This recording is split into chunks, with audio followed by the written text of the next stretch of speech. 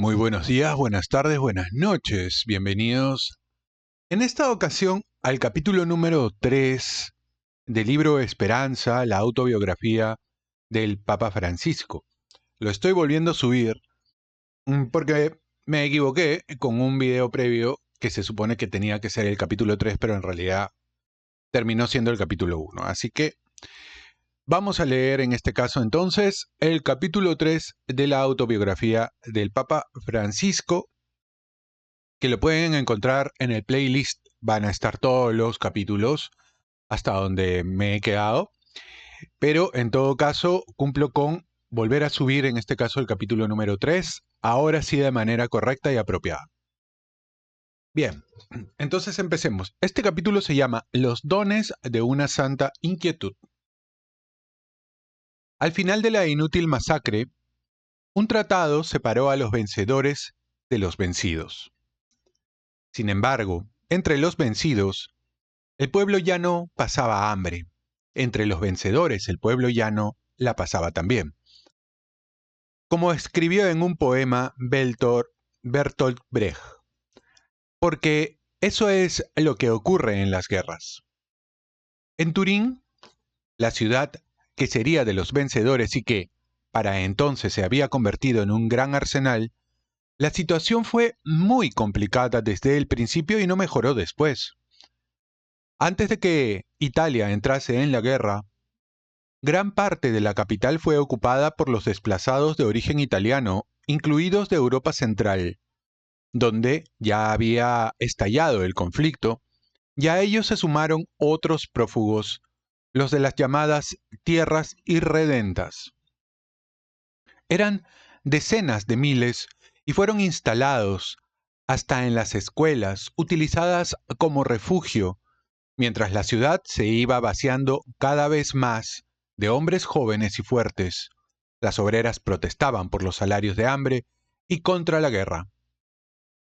El coste de la vida se había más que duplicado. Los transportes públicos estaban paralizados, hasta el pan se había racionado. Estallaban tumultos y revueltas que el ejército reprimía con sangre y con centenares de arrestos. Ahora las calles estaban llenas de mendigos. En los hospicios las colas por un plato de sopa eran interminables. Muchos niños deambulaban abandonados a su suerte.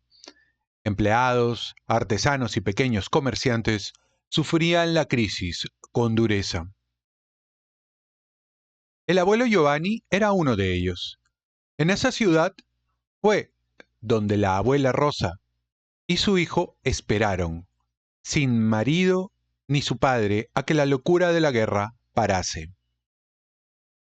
Era sin duda una mujer valiente, Rosa Vassallo de Bergoglio. Una vez, durante la guerra, cuando llevaba sola la cafetería a la hora en que se disponía a cerrar, vio que un hombre entraba furtivamente en el almacén de la tienda. Sin embargo, no se le ocurrió huir. Nada de eso. Agarró una escoba, bajó las escaleras y gritando y dando golpes de un lado a otro, consiguió que el ladrón se marchase corriendo. Ese día estaba embarazada. Cuando el abuelo tuvo que marcharse al frente, la abuela esperaba una niña, Bianca. Tuvo que hacer frente sola a los últimos días del embarazo y el 1 de enero de 1917 dio a luz en casa con la ayuda de una comadrona, como entonces solían hacer todas las mujeres del pueblo. Pero el abuelo nunca llegaría a ver a su hija, pues al día siguiente la niña murió. Fue uno más de los muchos dolores que la abuela Rosa y su marido tuvieron que padecer. Tras el nacimiento de Mario, su primogénito, la abuela tuvo otros 6 embarazos y otros tantos partos. Giuseppina, María, Luigi, Alberto, Bianca y otra vez Bianca. Ninguno de esos niños ni ninguna de esas niñas lograría sobrevivir unas horas después de nacer. Mi padre Mario terminó siendo su primer y único hijo. Fue sietemesino y eso fue lo que lo salvó. La patología de la abuela, de la que entonces no se sabía nada, desarrollaba sus efectos nefastos solamente a partir del 8º mes de embarazo. Quise mucho a mi abuela Rosa, y ella me quiso mucho a mí. Representó para mí una demostración diaria de la santidad común, la santidad de la iglesia militante de la que habla San Ignacio. Una mujer que sufrió mucho también psíquicamente, pero que siempre siguió adelante con valor. Asumió los hechos y las circunstancias de la vida, también los más dolorosos. Supo seguir con paciencia y tenacidad su camino y el de su familia, día a día. De ella recibí el primer anuncio cristiano y fue precioso. Aquí está el abuelo Giovanni y la abuela Rosa con el papá de Jorge Mario Bergoglio, el Papa Francisco, ¿no? Este es el del medio de su papá. Las orejitas lo delatan, ¿no? Ella, que solo pudo acudir a la escuela primaria, fue para mí una gran maestra. Fue ella quien confirmó mi religiosidad. El abuelo Giovanni y la abuela Rosa tuvieron que dejar Turín. Era imposible regresar a Portacomaro. Ser aparcero no garantizaba la supervivencia y sobre todo el pequeño Mario se vería obligado a interrumpir sus estudios. En eso la abuela siempre había sido inflexible. Con tal de permitir que mi padre estudiase, habría hecho cualquier sacrificio.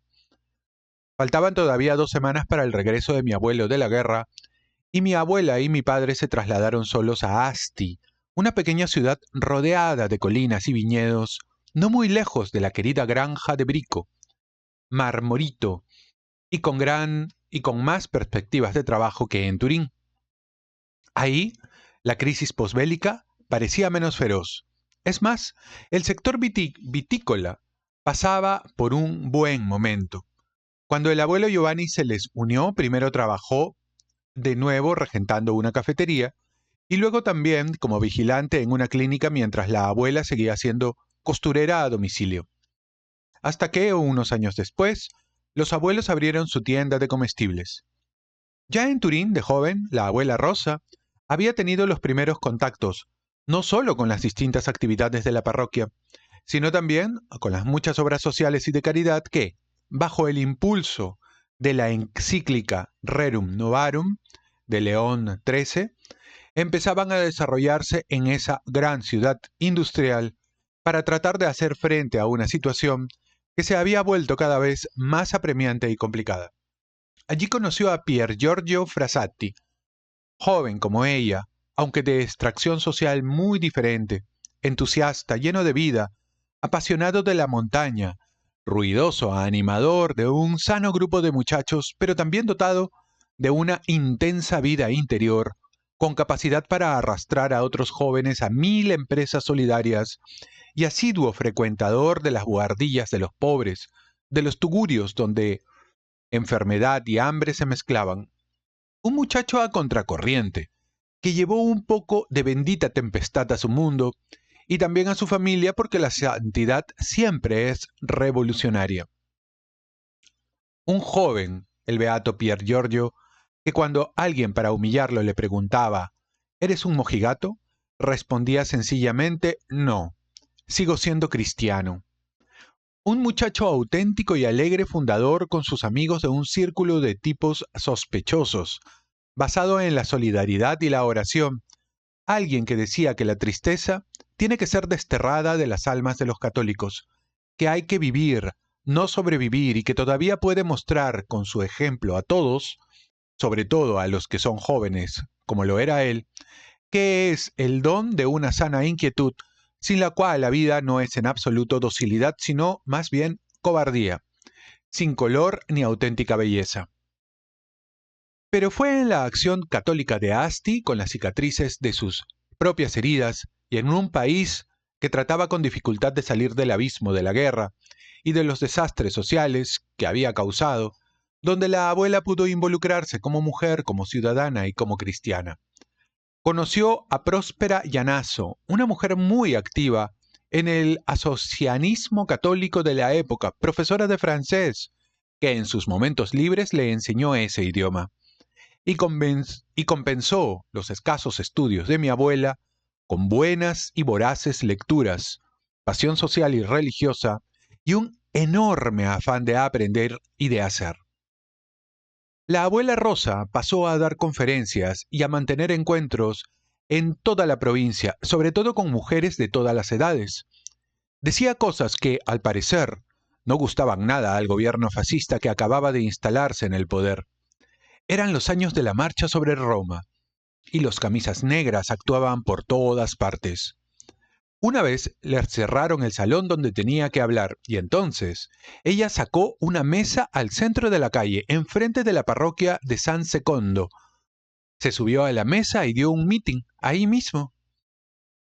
En más de una ocasión amenazaron con hacerla tragar aceite de ricino.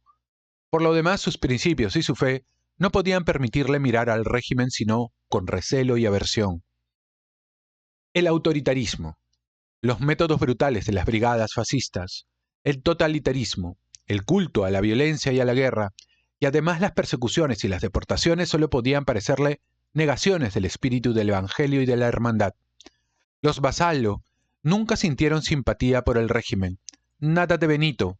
Parece que su hermano Nando les decía a sus amigos, ese debería haberlo llamado malito.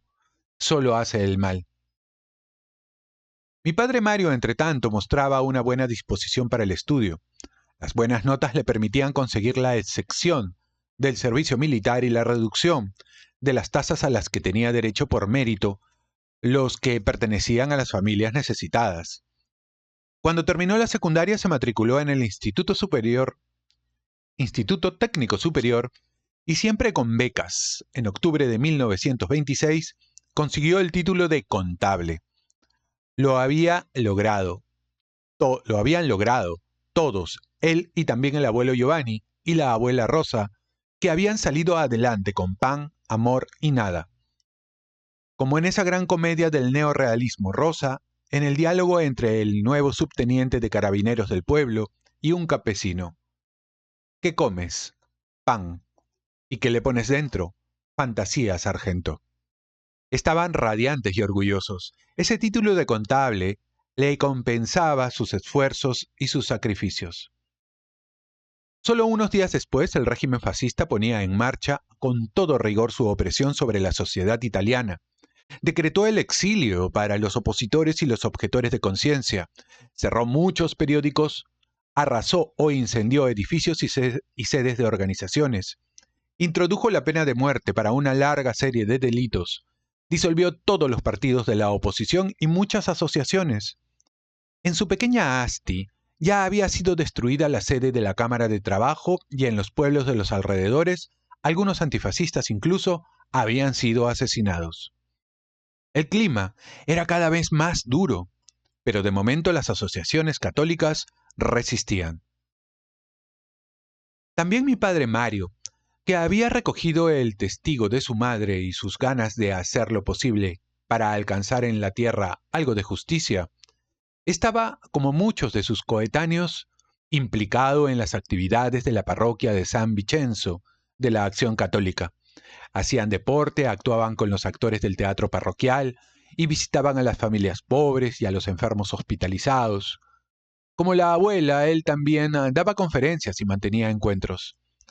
La primera, sin estar aún graduado, tuvo, ironía del destino, como tema el papado. Y según parece, fue tan bien acogida que le pidieron que la repitiera un par de años después. Entretanto, mi padre encontró trabajo de empleado interino en la sede de Asti del Banco de Italia. Los papeles dicen que las opiniones sobre él eran muy buenas y la paga 300 liras al mes, lo que equivaldría a menos de 400 euros de hoy. En absoluto un salario justo para los obreros. Explica muchas cosas. Demuestra que, entonces como ahora, incluso el trabajo era y es condición indispensable, pero muchas veces insuficiente para la emancipación del individuo, para su autonomía o para huir de la pobreza. Hace reflexionar sobre el por qué, ayer como hoy, muchos jóvenes preparados, estupendos, se han visto y se siguen forzando a emigrar en busca de condiciones más dignas o más sencillamente para poder mantenerse, crear una familia, criar a sus hijos. Luego llegó la primavera de 1931 y un decreto del gobierno mandó cerrar tras las organizaciones de scouts, todos los círculos de la juventud católica y las federaciones universitarias. Varias sedes de la Acción Católica fueron destruidas y golpeados algunos de sus representantes. En las paredes de la Fulgor de Asti, la asociación deportiva en la que militaba mi padre, aparecieron pintadas amenazadoras contra los católicos y los curas. Hasta a un director de orquesta de fama mundial como Arturo Toscanini lo agredieron por negarse a ejecutar un himno del régimen. Giovinezza, en la apertura de un concierto. Vigilado por la policía política, no volvió a dirigir en Italia hasta que llegó la República. Pero cuando todo eso pasó, los abuelos y mi padre ya habían zarpado en el Giulio Cesare, con destino a Buenos Aires. En cuanto a mi padre, no recuerdo haberlo oído hablar nunca en italiano, ni siquiera una vez. Con sus padres hablaba en piamontés, porque el dialecto era la lengua que utilizaban los abuelos en la familia. Pero nunca lo hizo con sus hijos, solo en español, que por otro lado hablaba muy bien. Y cuando yo lo hacía, cuando le hablaba en italiano, se molestaba.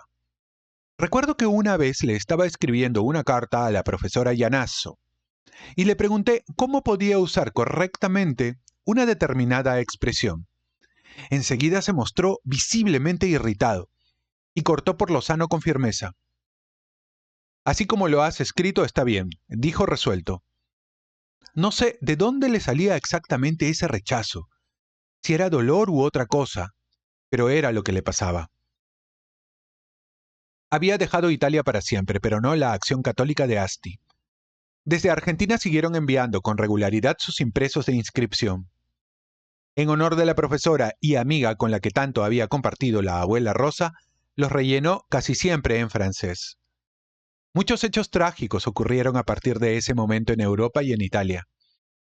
Con las vergonzosas leyes raciales, el Estado italiano de entonces se declaró oficialmente país racista. En las semanas previas, en un discurso a los colaboradores de la radio católica belga, el Papa Pío XI había dicho: «El antisemitismo es inaceptable. Espiritualmente todos somos semitas». Y tras la promulgación en una audiencia privada al padre jesuita Pietro Tacchi Venturi, estalló: «Pero yo me avergüenzo de ser italiano. Y usted, padre, ya puede decírselo a Mussolini. Yo, no ya como papa, sino como italiano, me avergüenzo». En un discurso dijo que se trataba de una auténtica apostasía, deteniéndose también en ese nacionalismo exagerado que obstaculiza la salvación de las almas, que levanta barreras entre los pueblos, que es contrario no solo a la ley del buen Dios, sino a la misma fe, al mismo credo. El género humano, añadió en otra ocasión, no es más que una sola y universal raza de hombres.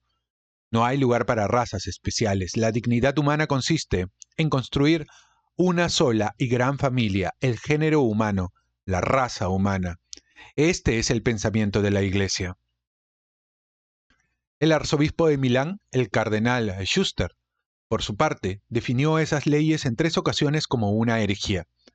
A pesar de ello, y a pesar de los ejemplos de valentía, de auténtica fraternidad e incluso de heroísmo, la resistencia de muchos cristianos a las persecuciones contra los judíos, pero también contra los gitanos, los romaníes, los sintis, contra cientos de miles de discapacitados y de minorías, no fue la que la humanidad tenía derecho a esperar de los discípulos de Cristo. Dijo después San Juan Pablo II pidiendo perdón. Y yo mismo, en el 2014, he pedido perdón por las leyes raciales que han perseguido a nuestros hermanos evangélicos y pentecostales, casi como si fueran locos que destrozan la raza. Entre quienes persiguieron y denunciaron a esos cristianos había católicos, bautizados, tentados por el maligno, que no habían comprendido la diversidad en el espíritu. Esa diversidad, que se vuelve a armonía en la unidad, es la auténtica riqueza. Todavía en el 2019, cuando me reuní en Blaj con la población romaní, sentía en el corazón el peso de las discriminaciones, de las segregaciones y de los maltratos sufridos también por esas comunidades. La historia nos cuenta que tampoco los cristianos, tampoco los católicos, son ajenos a tanto mal. Por eso pedí perdón, en nombre de la Iglesia, al Señor y a aquellos hombres y aquellas mujeres, por las veces que, a lo largo de la historia, los hemos discriminado, los hemos maltratado, los hemos observado con los ojos de Caín y no con los de Abel. Y porque no hemos sido capaces de reconocerlos, de apreciarlos y de defenderlos en su peculiaridad. A Caín no le importaba a su hermano, y es en la indiferencia donde se alimentan los prejuicios y se fomentan los rencores. ¿Cuántas veces juzgamos de manera imprudente, con palabras que hieren, con actitudes que siembran odio y crean distancias? Pero si permitimos que alguien quede atrás, toda la familia humana deja de caminar. No somos del todo cristianos ni tampoco humanos si no sabemos ver a la persona antes que a sus actos, sin dejarnos llevar por nuestros juicios y prejuicios. Hagámoslo también nosotros hoy, pidamos perdón por nuestro tiempo presente y acordémonos de hacerlo siempre, ahí donde veamos que se alza de nuevo ese viento impostor. Vivimos tiempos en los que parece que resucitan y se difunden sentimientos que muchos consideraban superados, de recelo, de temor, de desprecio, incluso de odio hacia individuos o grupos a los que se considera diferentes por su etnia, nacionalidad o religión. Son sentimientos peligrosos e insanos que inspiran además actos de intolerancia, discriminación, violencia y negación de la dignidad de las personas y sus derechos fundamentales. Me preocupa que en el mundo de la política se caiga en la tentación de instrumentalizar los miedos o las dificultades objetivas para ofrecer falsas promesas y por intereses electorales miopes. E igualmente me preocupa la triste constatación de que también en las comunidades católicas de Europa se den estas reacciones que pretenden justificar con un no mejor especificado deber moral de conservar la identidad cultural y religiosa original. Sin embargo, basta leer la primera carta del evangelista Juan. Si alguno dice amo a Dios y aborrece a su hermano, es un mentiroso. Pues, quien no ama a su hermano, a quien ve, no puede amar a Dios, a quien no ve. Primera de Juan 4:20. Si somos incapaces de amar a Dios en lo concreto, esto es, en los hermanos, en todos, no solo en aquellos que nos caen bien, o quienes nos parecen más semejantes a nosotros, o más útiles, no es cierto que amemos a Dios. Somos unos mentirosos. Somos como esos bollos de carnaval, las chiacchiere. En piamontés, el dialecto con el que mi abuela Rosa me crió, la lengua de sus recuerdos, a esos bollos los llama boogie, mentiras, porque están llenos de aire, son inconsistentes.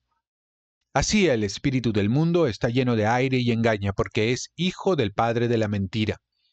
Es un espíritu de división, de odio, por el que no hay que dejarse embaucar ni manipular, porque mata el alma.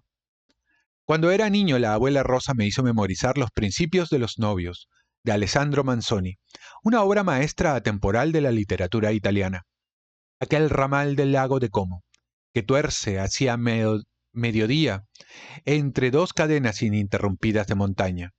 Fue un gran regalo. Lo he leído 4 veces y todavía hoy lo tengo cerca de mi escritorio para volverlo a leer. Me ha dado muchísimo. En un momento dado de la novela, un fraile capuchino, el fraile Cristóforo, un hombre que ha vivido, que ha cometido un gravísimo error, que ha sufrido y se ha convertido, que como franciscano ha aprendido la ciencia de la concreción, que es auténtica sabiduría y proximidad al pueblo, le dice al joven protagonista: puedes odiar y perderte, puedes, siendo consciente de ello, alejar de ti toda bendición, pero de cualquier manera que te vayan las cosas, cualquiera que sea tu destino, ten la seguridad de que todo será castigo. Cuán cierto es. El odio mata el alma. Por ello hay que reaccionar con decisión contra toda mentalidad de cerrazón, de xenofobia, de repliegue sobre uno mismo y peor aún de odio.